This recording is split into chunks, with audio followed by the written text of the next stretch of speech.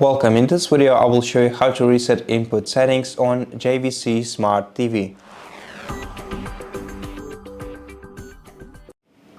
First of all, from the home screen, navigate to Inputs icon and then select the input for which you want to reset sound and picture settings. Press Menu on it. Don't press OK. This will just select this input. Press Menu button on it. The menu button is the one that is highlighted on your screen right now. And then select Reset Input. And after that, all the settings for this input will be reset. So that's how you do it.